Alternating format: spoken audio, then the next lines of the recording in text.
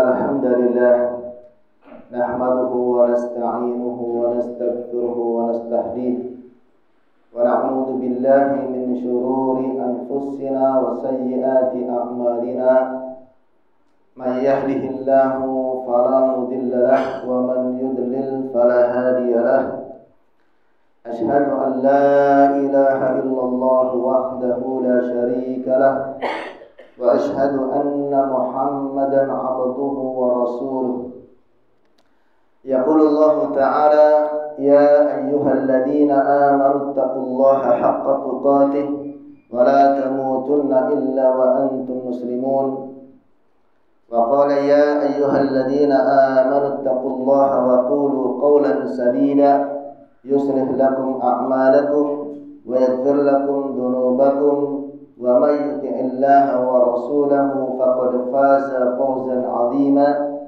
أما بعد فإن أصدق الحديث كتاب الله وخير الهدي هدي محمد صلى الله عليه وسلم وشر الأمور محدثاتها فإن كل محدثة بدعة وكل بدعة ضلالة وكل ضلالة في النار.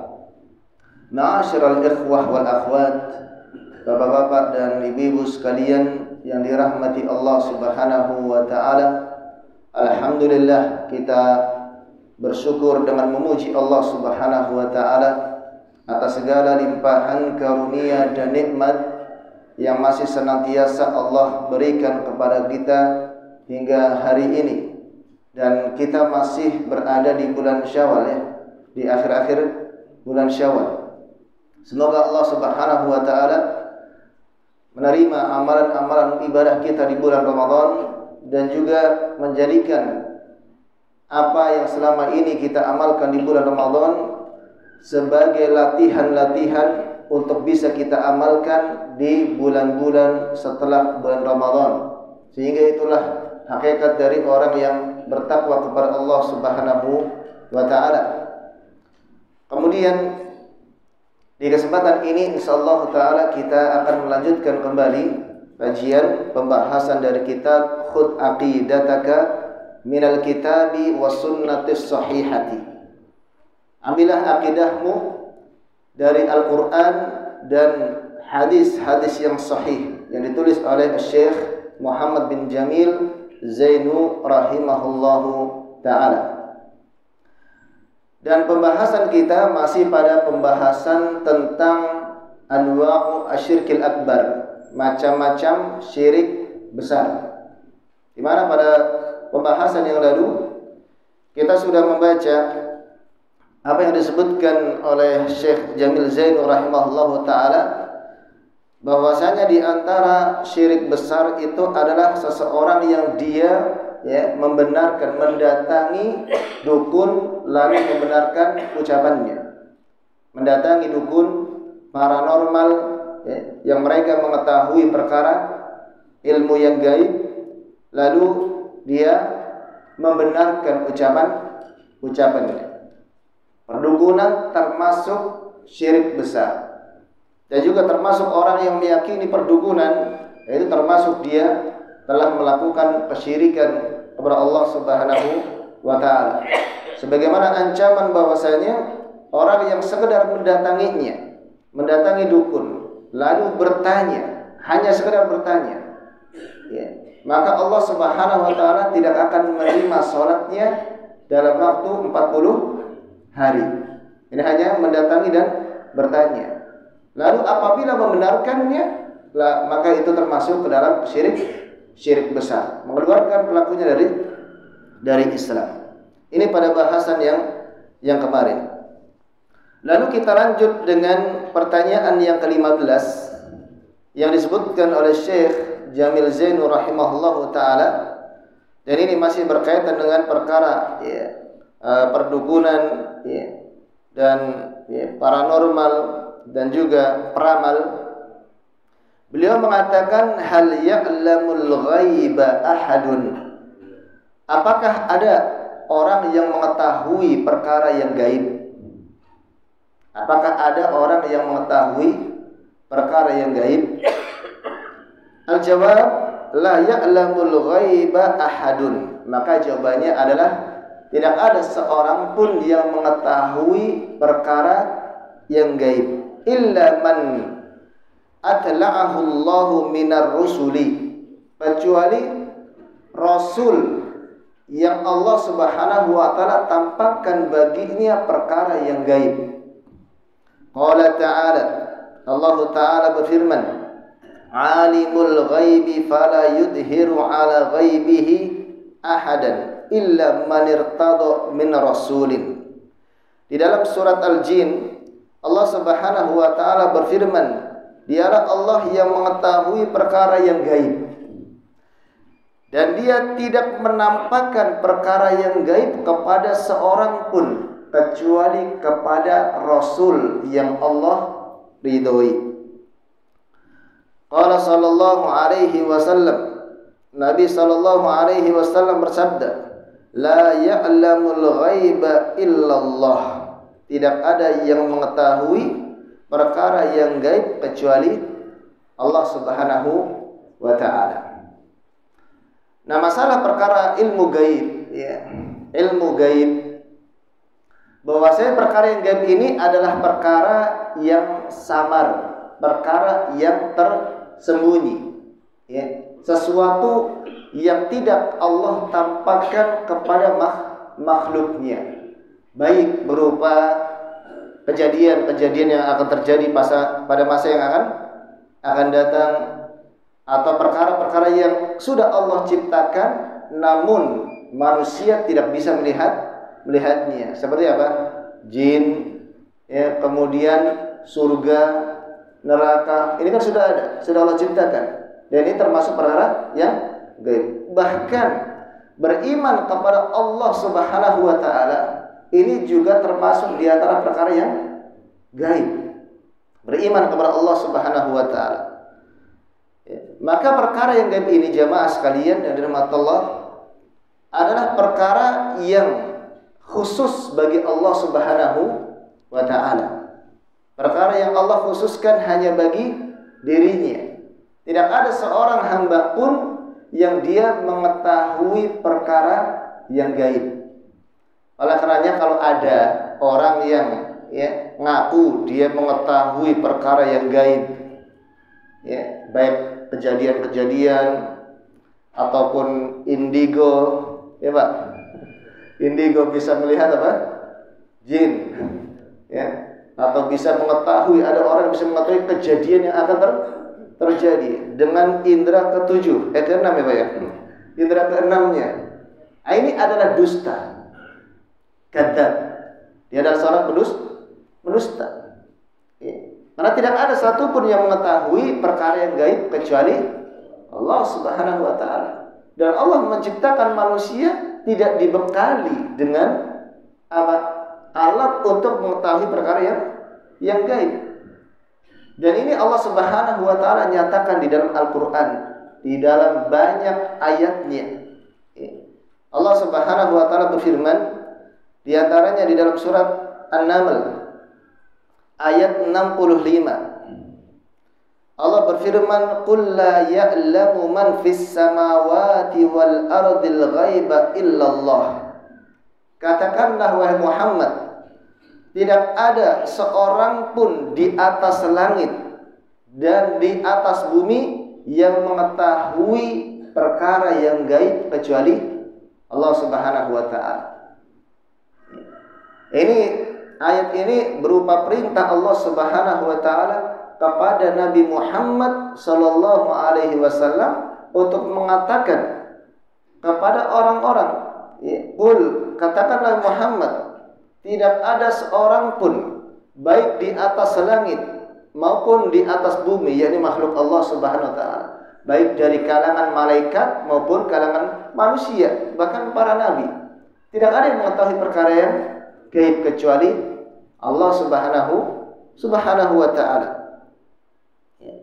Di dalam ayat yang lain Allah Subhanahu wa taala berfirman di dalam surat Al-Jin yang tadi sudah kita sebutkan, alimul ghaibi fala yudhiru ala ghaibihi ahadan illa man irtada min rasulin.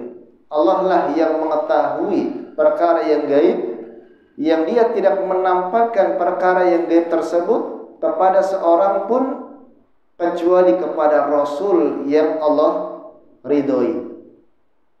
Bahkan di dalam ayat yang lain Allah Subhanahu wa taala firmankan di dalam surat Al-An'am ayat 59, Allah berfirman, wa indahu mafatihul ghaibi la ya'lamuha illa huwa. Wa indahu mafatihul ghaibi, dan di sisi Allah lah kunci-kunci perkara yang gaib, yang tidak ada yang mengetahui kecuali hanya Dia, hanya Allah Subhanahu wa taala. Nah, ayat ini ditafsirkan oleh Allah Subhanahu wa taala sendiri di dalam Al-Qur'an surat Luqman ayat 34 kalau tidak salah, ya. Ketika Allah Subhanahu wa taala berfirman, innallaha indahu ilmus sa'ah, innallaha indahu ilmus sa'ah wa yunazzilu al-ghaitha wa ya'lamu ma fil arham wa ma tadri nafsun bi ayyi wa ma tadri nafsun madza taksibu ghadan wa ma tadri nafsun bi ayyi ardin tamut. Ini 5 perkara yang gaib atau kunci perkara yang gaib yang Allah sebutkan tadi. Allah Subhanahu wa taala berfirman, sesungguhnya innallaha indahu ilmus sa'ah, sesungguhnya di sisi Allah lah ilmu tentang hari kiamat. Jadi perkara yang gaib yang pertama, yang merupakan miftah atau kunci perkara yang gaib yang pertama adalah tentang hari kiamat. Tidak ada yang mengetahui hari kiamat dari hambanya kecuali Allah Subhanahu wa taala. Bahkan Nabi Muhammad SAW tidak mengetahui kapan terjadinya, hari apa, tanggal berapa tahun lagi, tidak. Bahkan malaikat pun tidak mengetahuinya. Malaikat Jibril, malaikat yang paling dekat dengan Allah Subhanahu wa taala. Oleh karenanya, ketika Nabi Muhammad SAW ditanya oleh malaikat Jibril, ketika malaikat Jibril datang kepada Nabi Muhammad SAW di hadapan para sahabat dalam bentuk apa? Dalam bentuk manusia yang tampan, pakai pakaian bersih, ya, rambutnya klimis. Para sahabat enggak tahu ini bukan warga Madinah, penduduk Madinah, orang baru. Tapi tidak nampak apa? Dia seorang musafir. Kalau musafir itu kan bajunya ya sudah kusut, ya. Bajunya kusut, kotor, rambutnya udah acak-acakan, safar jauh, ya. Nah, ternyata itu adalah malaikat Jibril yang datang kepada Nabi SAW mengajarkan perkara agama tentang Islam, tentang iman, tentang Islam, tentang ihsan, termasuk tentang hari kiamat. Malaikat Jibril berkata kepada Nabi Muhammad SAW, akhbirni anis sa'ah, kabarkan kepadaku tentang hari kiamat, kapan terjadi, ya. Maka kata Nabi SAW, mal mas'ulu anha bi'a'lama minas sa'il, orang yang ditanya tidak lebih tahu dari orang yang bertanya. Nabi Muhammad SAW yang ditanya oleh malaikat Jibril tidak tahu tentang hari kiamat. Sebagaimana yang bertanya pun, yaitu malaikat Jibril tidak tahu.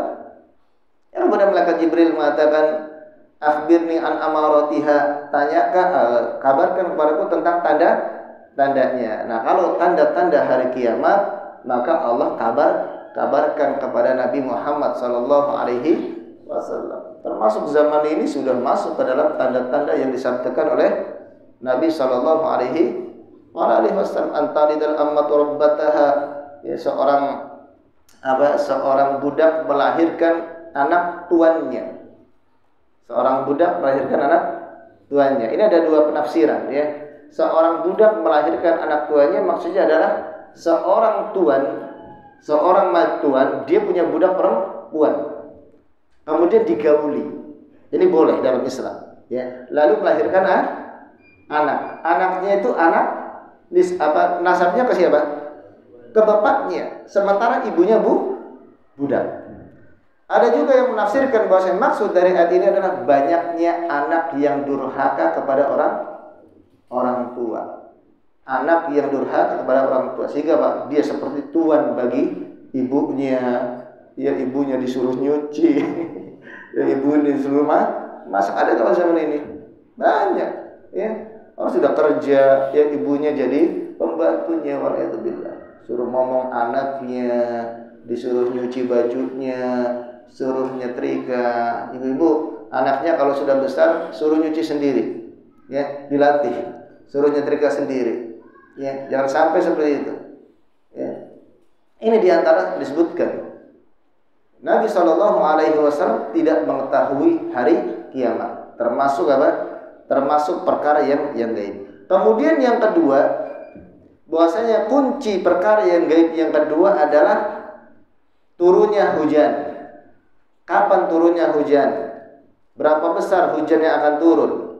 Berapa lama hujan yang akan turun? Wa yunazzilul ghaitha. Dan dia turunnya hujan. Ini tidak ada yang mengetahui. Sampai tukang pawang hujan, itu dukun, Pak. Ya. Dukun itu pendusta. Dia meminta bantuan dengan apa? Jin. Jin saja nggak bisa mengetahui sekarang. Ya. Kalau dulu mungkin bisa, karena dulu ketika Allah Subhanahu Wa Taala belum menciptakan bintang-bintang. Ya, namun Allah kemudian ciptakan bintang sebagai 3 manfaat. Yang pertama untuk apa? Pelempar syaitan. Jadi pada zaman dahulu, ya, syaitan itu jin, ya, dari kalangan jin itu mencuri kabar dari langit. Caranya apa? Caranya seperti orang yang naik apa? Panjat pinang. Jadi naik, ya, jin itu naik sampai ke atas, lalu melihat apa? Kabar, mendengar, mencuri kabar dari langit. Maksudnya akan terjadi begini, akan terjadi begini di dunia. Lalu yang paling di atas mengabarkan kepada yang kedua, begini, sampai yang paling bawah bisa jadi apa? Beda apa yang disampaikan oleh yang pertama. Mungkin satu benar dari sekian ribu, ya, ucapan, ya, itu syaitan. Tidak ada yang mengetahui tentang hujan, hanya Allah Subhanahu Wa Taala. Kemudian yang ketiga, perkara yang gaib, yang diketahui hanya Allah Subhanahu Wa Taala, ya, adalah wa ya'lamu ma fil arham, yaitu janin yang ada di dalam kandungan wanita, apakah laki-laki, apakah perempuan, bentuknya seperti apa, ya, kemudian segala sesuatunya, ya. Nah, sekarang bisa diketahui laki-laki atau perempuan melalui USG. Berarti ada dong Ustaz yang mengetahui perkara yang gaib. Ya tidak, ya. Itu maknanya kalau sudah bisa diketahui berarti apa? Bukan perkara yang gaib. Tapi ada banyak perkara yang tidak bisa diketahui terkait dengan janin. Ya, tidak semua diketahui. Ya, tidak bisa diketahui semuanya.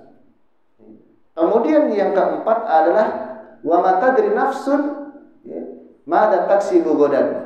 Apa yang akan dikerjakan oleh manusia pada hari esoknya. Tidak ada yang mengetahui kecuali Allah Subhanahu Wa Taala.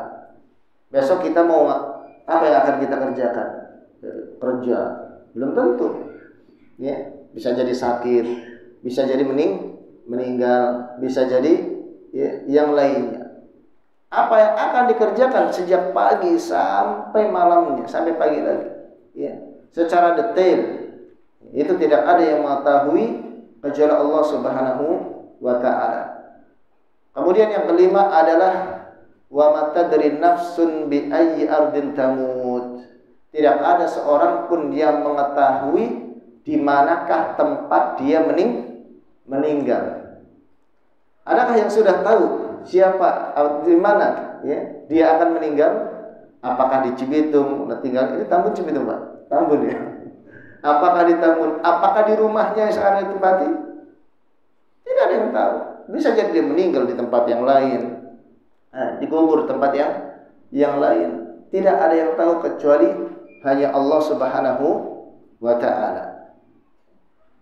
Jadi perkara yang gaib itu hanyalah kekhususan bagi Allah Subhanahu wa ta'ala. Kemudian yang di antara yang mengaku mengetahui perkara yang gaib, yang kita ketahui itu mereka adalah peramal, ya, peramal. Anak sendiri belum pernah ketemu peramal, ya, belum pernah, ya. Tetapi peramal itu ya satu golongan dengan dukun, atau yang sering disebutkan dengan apa? Ahli nujum, ahli nujum. Karena pada zaman dahulu, ya, orang-orang jahiliyah, mereka, ya, ahli nujum, mereka mempelajari namanya tanjim, ilmu tanjim, ilmu tentang perbintangan. Tetapi, ya, mereka meyakini bahwasanya ada bintang-bintang, nama-nama bintang. Ya, mereka meyakini ilmu perbintangan tersebut dan meyakini bahwasanya bintang-bintang itu memiliki pengaruh terhadap keadaan di atas muka bumi ini. Sehingga apa? Sehingga ya bisa menjadikan orang sakit atau kejadian apa yang di atas muka bumi. Ini adalah perbuatannya orang-orang jahiliyah. Namanya ahli nujum yang sering kita kenal. Nah, ini termasuk perbuatan kesyirikan kepada Allah Subhanahu wa ta'ala. Kenapa? Karena pada hakikatnya bintang-bintang itu nggak bisa memberikan pengaruh terhadap apa yang ada di atas muka bumi ini. Nggak bisa memberikan pengaruh. Yang tadi sudah kita sebutkan sebagaimana difirmankan Allah Ta'ala bahwa bintang Allah ciptakan, ya, untuk beberapa hal. Yang pertama adalah untuk pelempar syaitan. Yang kedua penghiaslah langit. Yang ketiga adalah sebagai tanda pengenal arah, ya, sebagai tanda pengenal arah bagi manusia, ya, bagi manusia, bukan untuk apa? Mengetahui kejadian yang akan terjadi pada hari ini, ya. Nah, ini yang mungkin masih dikenal oleh masyarakat kita itu kan seperti apa? Seperti orang yang memiliki bintangnya ini. Kamu bintangnya apa? Libra, ya. Ini anak-anak muda biasanya nih, ya, anak-anak muda. Bintangnya Libra, bintangnya Pisces, apalagi tuh Scorpio. Ini sebenarnya ya kalau Pisces ini begini. Ya, Libra itu sifatnya begini. Ini termasuk ilmu nujum. Artinya ini ada termasuk di antara bentuk kesyirikan kepada Allah Subhanahu wa ta'ala. Dan ilmu nujum ini, ya, termasuk perkara yang Allah Subhanahu wa ta'ala haramkan. Ya. Allah Subhanahu wa ta'ala haramkan. Bahkan para ulama menyebutkan, di antaranya disebutkan oleh Ibnul Arabi, ya. Kata beliau di dalam Ahkamul Quran, "Manidda'a ilmal kasbi fi mustaqbalil umri fahuwa kafirun." Barang siapa yang dia mengaku mengetahui perkara yang gaib, bukan hanya ilmu nujum saja, ya, mengaku dia tahu, ya, akan terjadi ini, ini dukun, ya.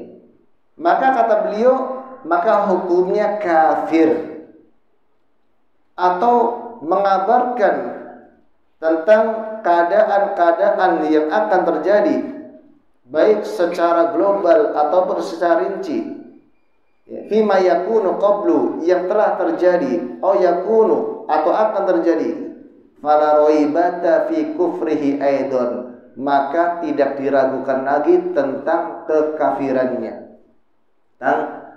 Karena ahli nujum, tukang ramal, ya. Kemudian juga orang yang mengaku perkara yang gaib, bisa melihat jin. Nah, di sini ada jin, saya melihat jin. Ya, dan ini biasanya adalah bukan hanya dukun saja, bahkan ada di antara kaum muslimin yang mereka mengaku mengetahui perkara yang gaib. Dan biasanya itu adalah orang-orang yang berakidah sufi, mengaku bertemu dengan Rasulullah sallallahu alaihi wasallam. Rasulullah sudah wafat. Tidak ada yang bisa bertemu. Ya, tidak ada yang bisa bertemu. Ya, menerima hadis dari Nabi sallallahu alaihi wasallam. Ya, mengaku bertemu dengan wali fulan yang sudah meninggal dunia. Ini banyak kita dengar. Ya. Khurafat dari mereka, dari orang-orang sufi. Dan sayangnya masih banyak yang percaya, wal'iyadzubillah. Padahal bertentangan dengan akal. Bertentangan dengan akal. Syariat yang benar itu nggak akan bertentangan dengan akal. Orang-orang sufi, ya, mereka termasuk, makanya kebanyakan sufi itu mereka terjatuh ke dalam kesyirikan, dalam kekufuran. Mereka menyembah kuburan, mereka meyakini mengetahui perkara yang gaib. Bahkan salah satu di antara akidah mereka, ya, bahwasanya Allah itu bisa dilihat di dunia.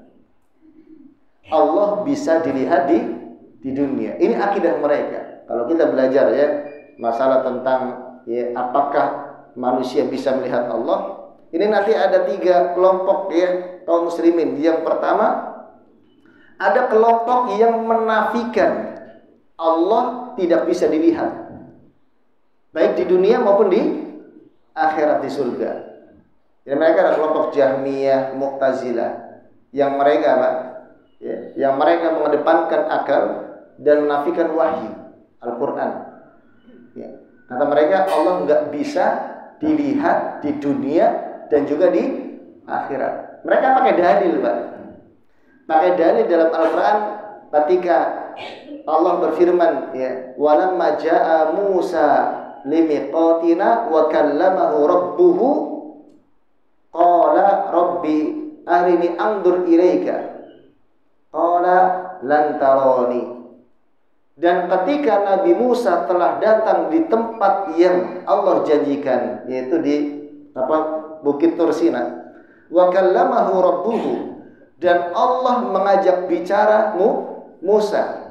Nabi Musa berkata kepada Allah, Rabbi arini andur ilaika, wahai Rabbku, tampakkanlah dirimu agar aku bisa melihatmu. Allah berfirman, lan tarani, engkau tidak akan bisa melihatku, walakin undur ilal jabal. Lan tarani, engkau tidak akan bisa melihatku. Dengan dalil ini mereka berkeyakinan, Mu'tazilah, Jahmiyah, bahwasanya Allah tidak bisa dilihat secara mutlak di dunia dan akhirat.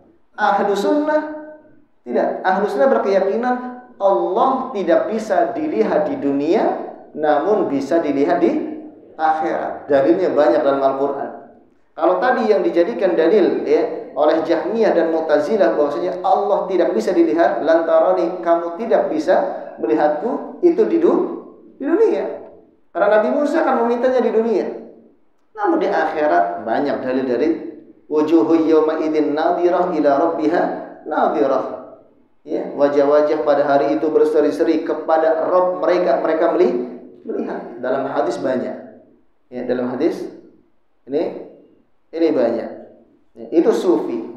Ya, akidahnya sufi. Yang kebanyakan akidahnya adalah kufur, kesyirikan. Ya. Dikatakan oleh Syekh bin Baz rahimahullahu taala, orang yang mengaku mengetahui perkara yang gaib atau ia yang membenarkan orang yang mengakui mengetahui ilmu gaib, dia telah kafir dengan kufur besar. Kafir. Atau ada orang yang membenarkan peramal, ya, berarti dia telah kafir. Ya, naudzubillah. Dia harus diminta untuk bertobat. Dalam hukum Islam, orang yang murtad, orang yang kafir, yang tadinya muslim, maka diminta untuk bertobat oleh waliul amr, oleh penguasa, oleh polisi, oleh hakim. Ya. Kalau seandainya dia bertobat, maka dilepaskan. Namun kalau seandainya dia tidak mau bertobat, maka hukumannya adalah hukum pancung. Ya, hukuman orang yang murtad. Coba bayangkan kalau seandainya dukun-dukun di negeri kita dihukum pancung, banyak yang selamat akidahnya, selamat hartanya. Ya, selamat hartanya, selamat akidahnya. Karena pada hakikatnya dukun itu hanya apa? Tukang ramal itu, dukun paranormal hanya ingin mengambil uang apa? Uang pasiennya, enggak ada itu. Ingin benar-benar ya. Mereka niatnya sama, motifnya adalah uang. Berapa banyak orang yang habis uangnya setelah berobat ke dukun, enggak tahunya tidak sembuh. Ya. Kemudian yang kedua, merusak akidah, menjadikan orang kafir. Nah, karena itu pada zaman Umar bin Khattab ya, dan ini juga dari perintah Nabi SAW yang sudah kita sebutkan di pertemuan yang lalu ya, Umar bin Khattab ketika beliau menjadi khalifah mengirim surat-surat kepada gubernur-gubernurnya ya, yang isinya perintah untuk apa? Tidaklah engkau dapati ya, seorang dukun kahin kecuali engkau penggal lehernya sekali penggalan. Ada di antara sahabat yang memenggal 3 kepala dukun ya. Ini dalam Islam ya, karena merusak ya. Ini yang berkaitan dengan perkara yang gaib ya, mutlak hanya milik Allah Subhanahu wa taala ya. Jadi hati-hati kalau ada yang mengetahui ya, di sana ada jin, lalu apa? Jinnya dimasukkan ke dalam botol. Ini kan ada. Dan berapa banyak kaum muslimin yang menikmati acara itu dan mempercayai. Ada rumah kosong didatangi, wah ini ada jinnya. Memang ada jinnya betul. Tapi apa? Tidak tahu bahwa di sini. Ya perkara yang gaib. Ya, pembodohan terhadap masyarakat. Ya, sangat alhamdulillah sekarang sudah tidak ada. Masukin botol, bagaimana? Ya. Waliyadzubillah. Tapi perdukunan ini masih ada jemaah sekalian. Anak pernah ya, itu diminta meruqyah orang yang terkena sihir ya. Terutama di kota-kota malah banyak, di kampung jarang, kecuali mungkin di kampung-kampung yang kliniknya itu ya, itu berat di situ. Beliau Syekh Jamil Zainu rahimahullahu taala mengatakan, hal nalbasul khayta wal halqata lisyifai. Apakah kita boleh memakai gelang dari benang ataupun memakai kalung dengan meyakini untuk menyembuhkan, untuk kesembuhan. Ya. Nah, ini kita masuk ke dalam pembahasan tentang jimat, Ya. Ada sebagian manusia yang mereka meyakini ketika mereka sakit lalu mereka apa? Memakai benang ya, dengan keyakinan bahwa benang itu akan menyembuhkan, atau memakai kalung. Ada yang ada tulisannya dan ada yang tidak. Dan ini termasuk di antara perkara jahiliyah. Ya, perkara jahiliyah. Bahkan masih ada di tempat kita kalau anak baru lahir ya, atau beberapa bulan umurnya, maka dipakaikan apa? Gelang benang atau dipakaikan kalung. Yang tujuannya adalah untuk menghindarkan ain menurut mereka dari penyakit ain ya, atau penyakit yang lainnya. Dan ini adalah warisan kesyirikannya orang-orang musyrik jahiliyah dahulu. Ada yang digantungkan bajunya apa? Gunting ya. Iya. Ibu-ibu yang paling tahu. Ini kalau misalnya anak itu digantungkan gunting ya, untuk apa? Untuk gunting rambut. Ya mungkin dahulu pernah tahu dari tetangga, untuk gunting rambut atau gunting kuku. Ini gunting biasa yang saya pernah lihat. Ya, untuk mengusir setan. Saya baru tahu itu. Ya, saya pernah melihat, cuma nggak pernah tanya ini untuk apa. Ya. Biasanya ada peniti gitu kan, untuk mengusir setan. Setan ketawa itu. Saya diusir pakai gunting. Justru mendatangkan setan. Keyakinan seperti itu mendatangkan setan, ya, bukan menghilangkan setan. La nalbasuhuma, kita tidak boleh memakai keduanya. Tidak boleh pakai gelang, tidak boleh pakai kalung untuk meyakini sebagai alat kesembuhan. Liqaulihi ta'ala, sesuai dengan firman Allah Ta'ala, wa iyyamsaskallahu bidurrin falakashifa lahu illahu. Dalam surat Al-An'am Allah berfirman, dan jika Allah menimpakan kepadamu bencana, maka tidak ada yang bisa menghilangkan kecuali Dia. Kalau ada musibah ya yang menimpa seseorang, baik sakit ya, baik kesusahan, kesedihan, ya kerugian, itu kan musibah-musibah. Dan musibah itu datangnya dari Allah Subhanahu wa taala, meskipun sebabnya oleh manusia itu sendiri. Dan untuk menghilangkannya tidak ada yang bisa menghilangkan musibah kecuali Allah Subhanahu wa taala. Dalam hal penyakit itu siapa yang menurunkan? Allah Subhanahu wa taala. Ya. Lalu siapa yang menyembuhkan? Allah Subhanahu wa taala. Ya, makanya hadis-hadis tentang pengobatan ya. Nabi sallallahu alaihi wasallam bersabda, "Ma anzalallahu da'an ila anzala mahu syifaan." Tidaklah Allah Subhanahu wa taala menurunkan penyakit kecuali menurunkan bersama penyakit itu apa? Obatnya. Maka berobat yang benar ke dokter ya, kemudian dengan Al-Qur'an ya, dengan Al-Qur'an. Kenapa? Kesembuhan itu datangnya dari Allah Subhanahu wa taala. Sakit sebagai ujian. Makanya di antara salah satu nama Allah adalah Asy-Syafi. Ya. Allahumma shfi anta syafi la shifaa illa shifaa'uk. Shifaan la yughadiru saqaman. Itu ketika meruqyah seperti itu. Ya. La nalbasu hadiqul ta'ala wa iyyamsaskallahu bidurin falakashifa lahu illahu. Bahkan seorang muslim dia harus meyakini bahwasanya madarat, tidak ada yang bisa memberikan madarat dan manfaat kecuali Allah Subhanahu wa taala. Madarat ya akan menimpa seorang dengan izin dari Allah Subhanahu wa taala. Seluruh manusia, jin berkumpul untuk berikan madarat kepada manusia enggak akan bisa kecuali dengan izin Allah Subhanahu wa taala. Seluruh manusia berkumpul dan jin berkumpul untuk memberikan manfaat kepada manusia, kepada seorang manusia, tidak akan bisa memberi manfaat kecuali dengan izin Allah. Semuanya atas kehendak Allah. Nah, kalau kita imani masalah ini, maka kita nggak akan takut kemanapun. Ketika kita pergi sendiri malam-malam di tengah hutan, ya paling takut yang tabiat, singa, ya, ataupun yang lainnya. Tapi saya takut dengan hatta kalau ada singa itu, singa akan menerkam dengan izin Allah Subhanahu wa taala. Orang beriman dengan perkara ini, maka hidupnya akan menjadi tenang, ya, akan menjadi tenang.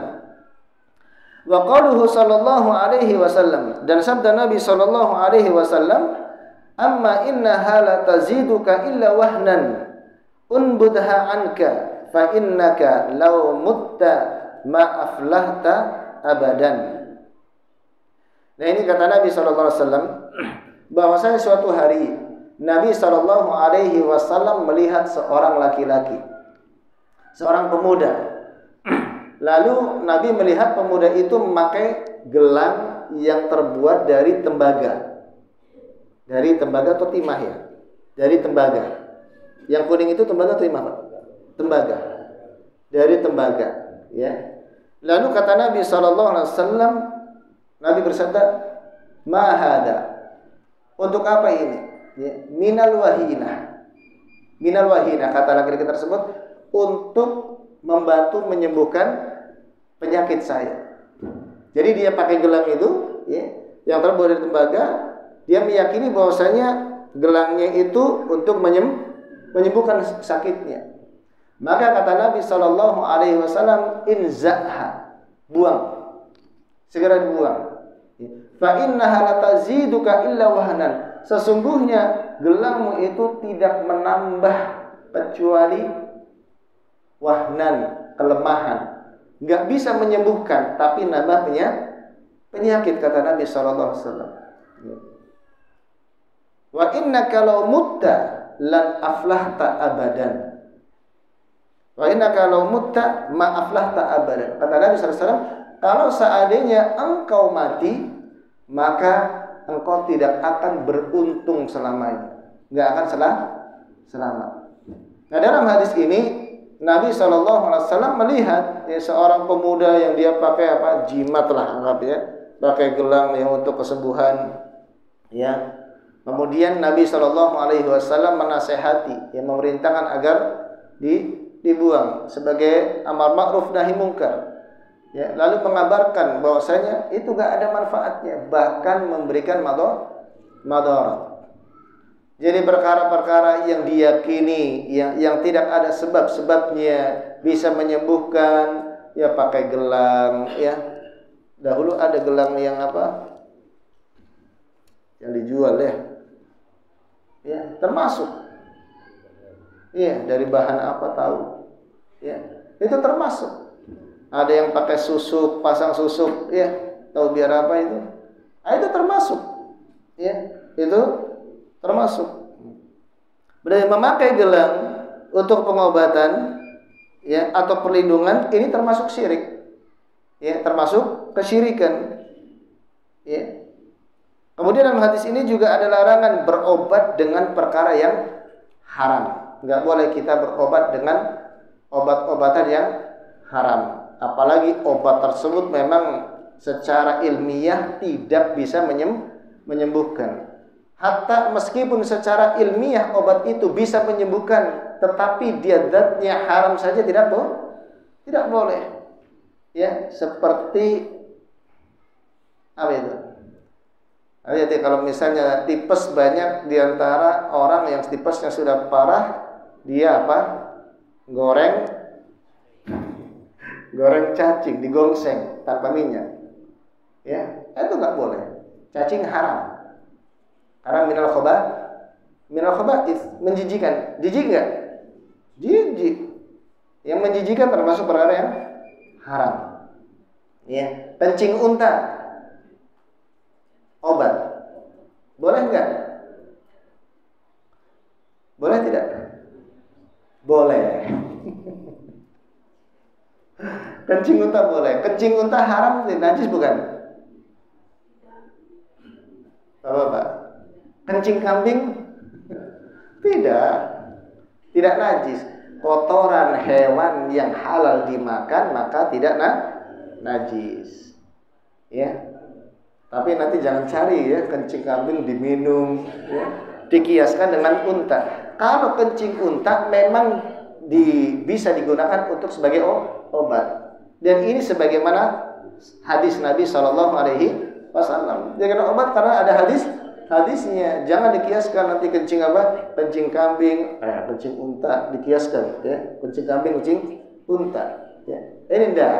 Tapi kalau minum, ya boleh, ya, enggak, karena bukan najis, ya. Kotoran kambing itu bukan najis, ya. Bahkan Nabi SAW membolehkan seseorang sholat di kandang kambing, tapi melarang sholat di tempat unta, karena tempat unta itu tempat syaitan, bukan karena najisnya.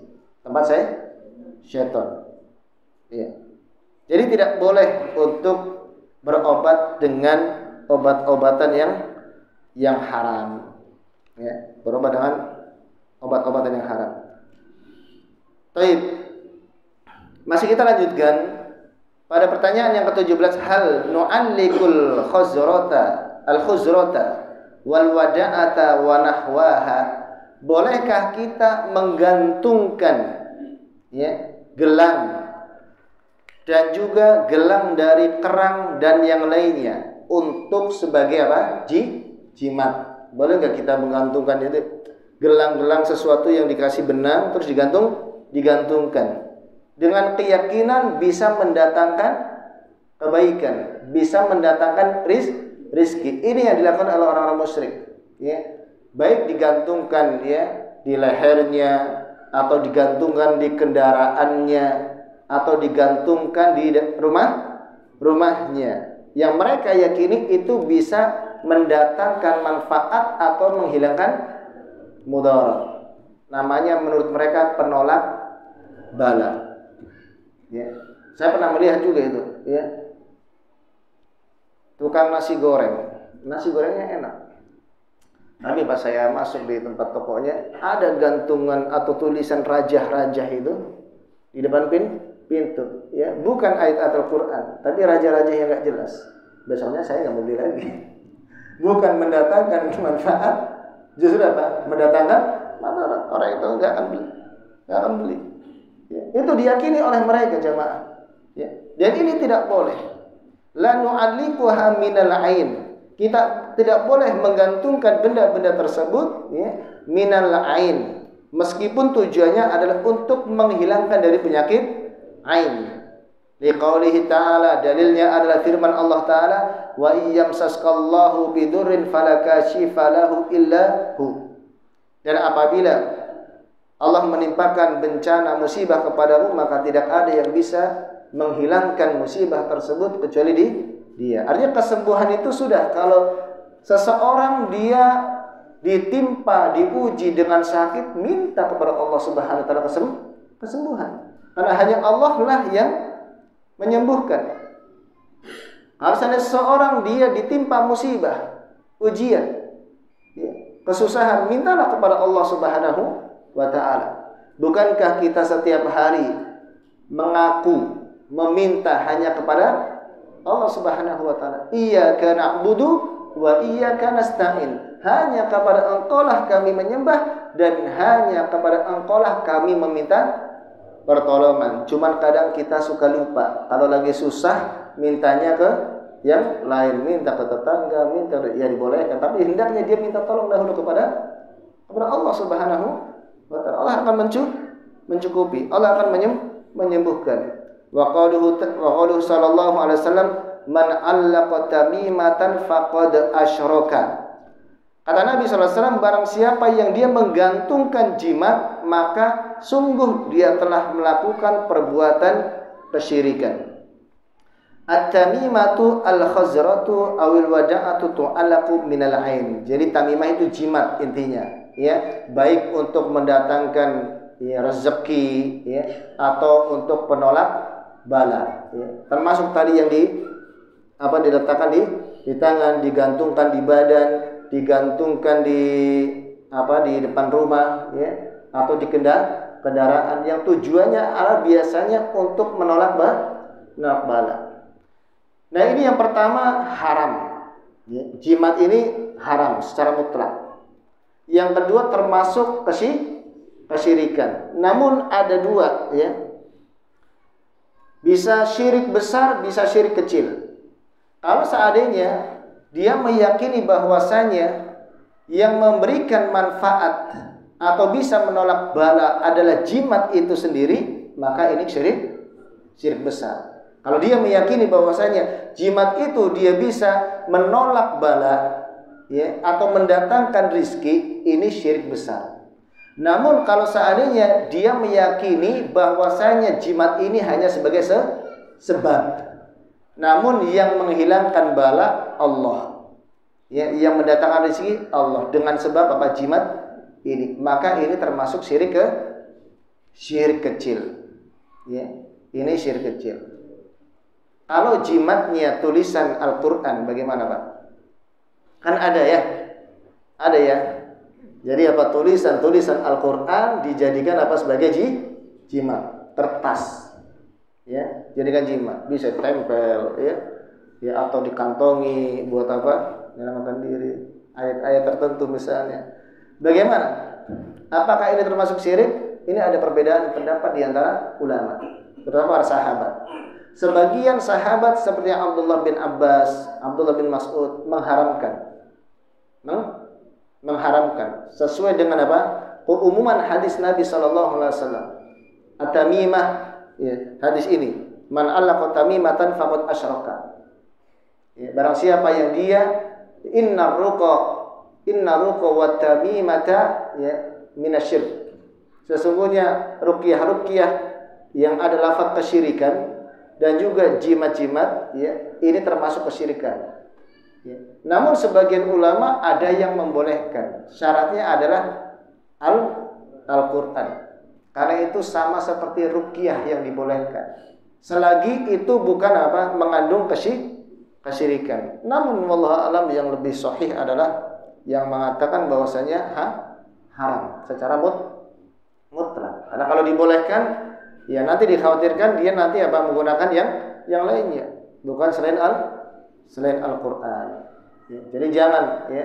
Cukup kalau seandainya, ya, untuk mendatangkan manfaat atau untuk menghilangkan madarat, cukup berdoa kepada Allah, banyak berdoa kepada Allah.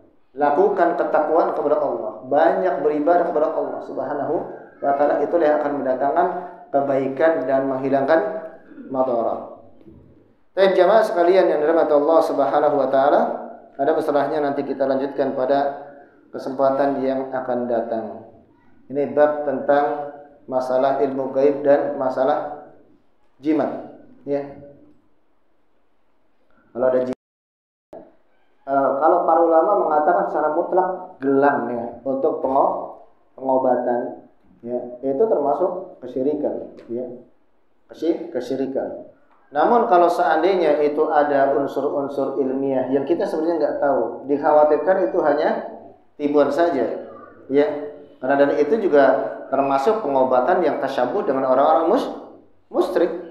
Ini kan asalnya dari orang-orang musyrik yang katanya ada unsur bisa ya, menjadikan sebab kesembuhan, maka dibolehkan, ya.